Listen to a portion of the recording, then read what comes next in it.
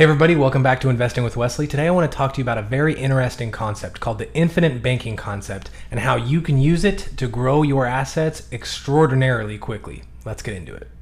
So first of all, what is the infinite banking concept and how does it work? Well, the term infinite banking is relatively new, but the idea behind it is not. The idea basically suggests that you use your own assets and your own cash to pay for whatever things you need to pay for. Instead of taking out an auto loan, you use your own assets. Now let's be real for a second. It'd be real nice to just pay cash for a car, whether it's used or new. But even if you're an experienced saver and you go out and have to buy a new car or some other big purchase, you have to liquidate your account to pay for those things. Thus, if something else big came up out of nowhere, you wouldn't have the funds to pay for it, so that would have to be a loan. But then finance professionals introduced a new concept called the infinite banking concept, where just like I mentioned, you could use your own money for all your big purchases and never have to liquidate your account. Now how it works is you put money into an investment, and as that investment grows, so does your assets in that investment. But what happens when you need to make a big purchase? More than likely, you're going to sell off your investments, pay the taxes you've accrued on them, and then use whatever money's left as your big purchase to pay for whatever you need to pay for.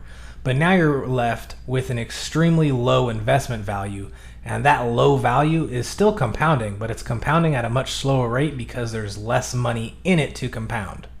But the infinite banking concept does away with you liquidating your account. So you might be thinking to yourself, well, how am I supposed to pay for something using my own money without selling off my investments and liquidating my account? The two don't really make sense and they don't add up. Well, let me explain. Traditionally, the infinite banking concept is used in conjunction with a cash value life insurance policy. Now, if you've watched my previous video up there, you'll know that cash value life insurance is one of the biggest scams in America. But agents are really good at selling it, especially when someone knows about this concept and goes looking for it. After all, in a cash value policy, your investment side of things grows tax deferred, and when you do want the money, it's tax free, because the way a cash value life insurance is structured is you have to take your investment as a loan from the insurance company. The insurance company freely hands you a loan because that loan is secured by your investment assets. So in the event that you don't pay the loan back, they just take the money directly out of your investment and they get their money back. On top of this, when you do it that way, the income you received from the loan is completely tax-free, because anytime you receive a loan, it's tax-free income because the government knows you have to pay that money back. But if you stick with me, I'm going to show you how you could do the infinite banking concept without getting involved in the scam that is cash value life insurance. All the benefits I just mentioned are true benefits. But the biggest downfall of a cash value life insurance policy is all the equity you build up in that investment account goes away when you pass away. So in an example of you having $100,000 in life insurance and $100,000 in an investment, you would assume that your family gets $200,000. But in reality, they have to pick one or the other. They don't get both. So why spend this time doing the infinite banking concept and building that equity up extremely high just for it to get taken away when you pass away? The whole goal with you investing and doing the infinite banking concept is to grow your net worth and to grow your assets. It doesn't make much sense for you to grow your assets and spend all the time and effort doing the infinite banking concept just to give up those assets to an insurance company. So let me show you how to do the infinite banking concept without using a cash value policy.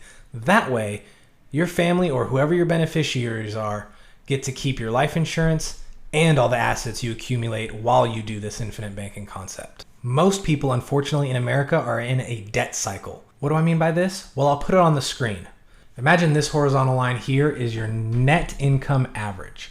Most people need to finance a big purchase, so they take a loan, thus going negative. They owe money with their net worth. And over time, they pay that loan back and equal back out to zero. But then inevitably, they're going to need another loan, whether it's to buy a car or a house, whatever the case might be. They take another loan and pay it back, get back to zero, and another loan, pay it back, get back to zero. On the other hand, savers do the exact opposite. They'll put money into a savings account or maybe even a money market account that's an extremely low risk investment. But whether you're on the debt side of things or the saving side of things, you always seem to find your way back to a net of zero.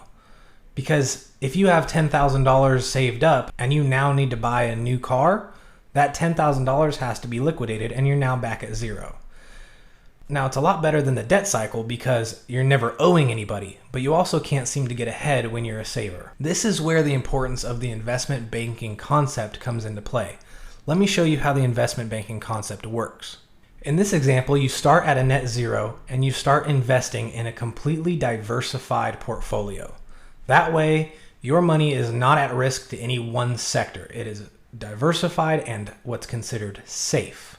As you put money away and as your money grows, just like in the savings scenario, your net worth goes up. But when it comes time to pay for a big item, this is where the investment banking concept completely breaks away. Instead of liquidating your account, paying the taxes, and then using the money that's left over to purchase your big item, instead, you take a loan secured with your investment. Now, if you have a cash value policy, it's done for you through the insurance company. But doing it my way without the cash value policy, it's as simple as getting a margin loan. Now, if you've ever heard of margin before, chances are it's to buy more stocks. And it's true that you can have a margin account and invest the proceeds you get from the margin account.